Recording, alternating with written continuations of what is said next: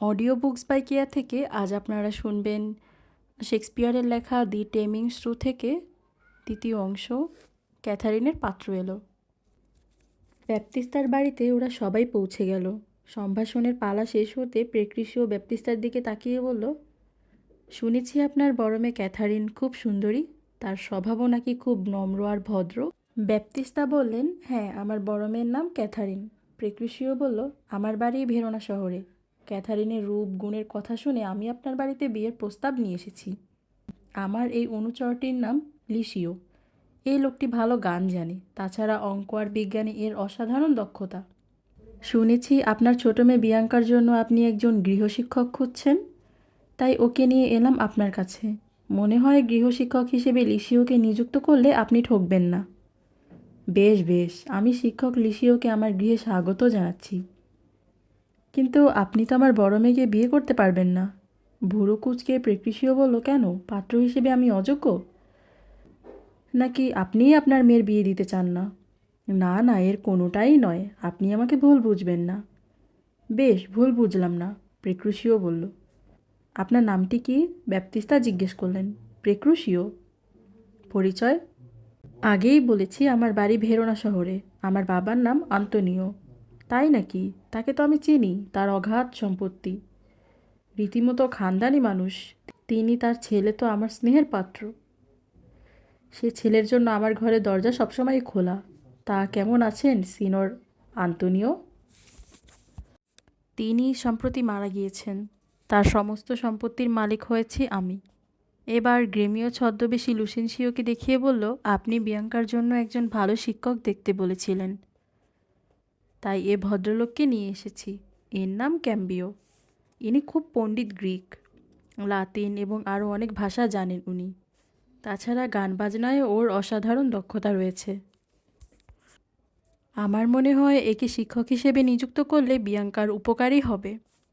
ব্যাপ্তিস্তা বললেন, ধন্যবাদ গ্রেমিও। আসুন ক্যাম্বিও, আমার গৃহে আপনাকে স্বাগত জানাচ্ছি।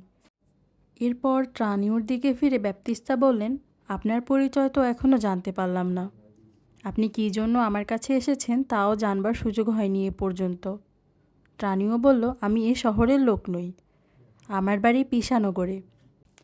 আপনার ছোট মেয়ের রূপ গুণের কথা শুনে তার প্রাণী প্রার্থী হয়ে এসেছি আমি।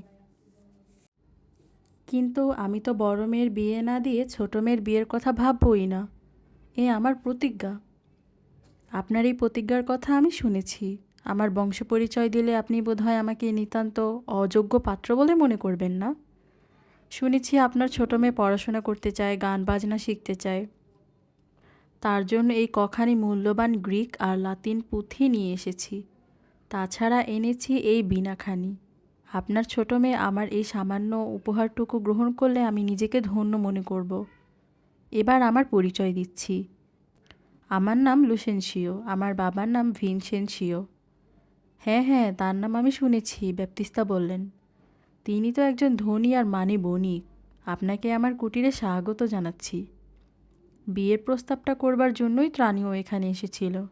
তা যখন করা হয়ে গেল তখন আর অপেক্ষা করবার প্রয়োজন কি? বরং অপেক্ষা করলে হয়তো আলাপ করতে করতে মুখ দিয়ে কোনো বেফাঁস কথা বেরিয়ে পড়বে। সিনোর ব্যাপ্তিস্তার মনে হয়তো সন্দেহ জেগে উঠবে। সুতরাং সে বলল, আজকে আমি উঠি, আমার একটু জরুরি কাজ রয়েছে, পরে আবার দেখা করব। ট্রানিও বিয়ান্দেলোকে সঙ্গে নিয়ে চলে গেল। তারপর গ্রেমিও বিদায় নিল ব্যাপ্তিস্তার কাছ থেকে। ঘরে রইলেন ব্যাপ্তিস্তা আর প্রেক্রিসিও। বড় মেয়ে ক্যাথারিনকে বিয়ে করবার জন্য পাত্র এসেছে। সিনোর ব্যাপ্তিস্তার মনটা খুশিতে ভরা। কিন্তু তিনি একজন সৎ মানুষ। ক্যাথরিনের স্বভাব সম্পর্কে তিনি জানেন এবং ক্যাথরিনের স্বভাব সম্পর্কে হবু পাত্রকে সব কথা খুলে বলা উচিত। সত্য গোপন করে তিনি কাউকে ঠকাতে চান না। তাই তিনি বললেন, ক্যাথরিনের আচার আচরণ যে সবসময় ভদ্র আর মনোরম থাকে তা নয়। মাঝে মাঝে কথা শেষ করতে পারলেন না ব্যাপ্তিস্তা। অন্দরমহল থেকে ছুটে বেরিয়ে এলো মেয়েদের নতুন সঙ্গীত শিক্ষক। এই শিক্ষক হলো ছদ্মবেশী হার্তেনসিও। হার্তেনসিওর মাথায় আঘাত লেগেছে। ব্যাপ্তিস্তা ব্যস্ত হয়ে বললেন, ব্যাপার কি, কি হলো আপনার?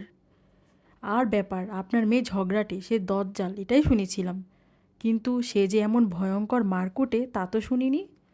দেখুন না, আমার মাথা ফেটে রক্ত ঝরছে। ব্যাপ্তিস্তা বিব্রত হয়ে বলল, কি সর্বনাশ, সত্যিই তো মাথা ফেটে সত্যিই তো রক্ত পড়ছে, এটা কি করে হলো? আপনার কন্যারত্নটি বেহালা দিয়ে আমার মাথায় আঘাত করেছে। কেন সে হঠাৎ এতটা রেগে গেল কেন? শিক্ষক বেশি হরতেনশীয় বলল, বেহালা বাজানো শেখাচ্ছিলাম, বাজাতে গিয়ে ক্যাথারিন বারবার ভুল করছিল, তাই তার হাত ধরে শেখাতে গিয়েছিলাম, ব্যাস। দারুণ রেগে গেল আপনার মেয়ে, বেহালাটা দিয়ে ধাই করে আমার মাথায় এক ঘা বসিয়ে দিল।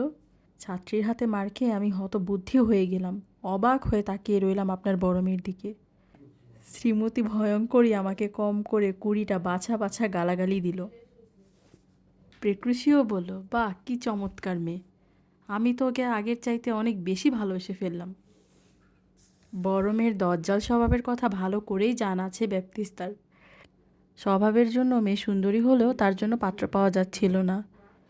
এখন একটি সৎপাত্র নিজ জেচে বিয়ের প্রস্তাব নিয়ে এসেছে, কিন্তু ব্যাপার স্যাপার দেখে সে আবার মত পাল্টে কেটে না পড়ে। কাজেই প্রসঙ্গটাকে পাল্টাবার জন্য তিনি শিল্পবেশী হারতেনশীয়কে বললেন, ঠিক আছে, ক্যাথারিনকে আর বাজনা শেখানোর দরকার নেই, আপনি বরং আমার ছোট মেয়ে বিয়াঙ্কাকে গান বাজনা শেখান।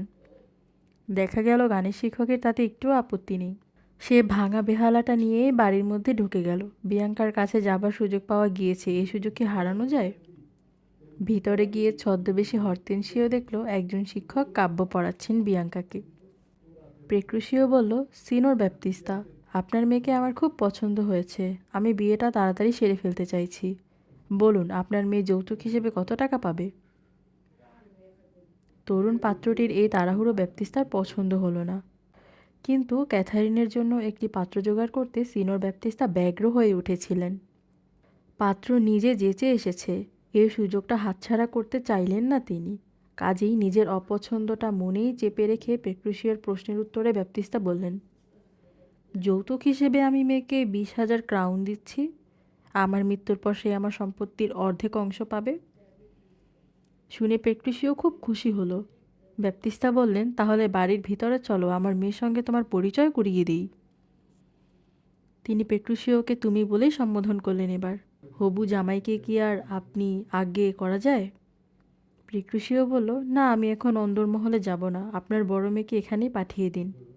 বেশ, তাই দিচ্ছি। ব্যাপ্তিস্তা বাড়ির মধ্যে চলে গেলেন, পেট্রুশিও একা একা বসে রইল।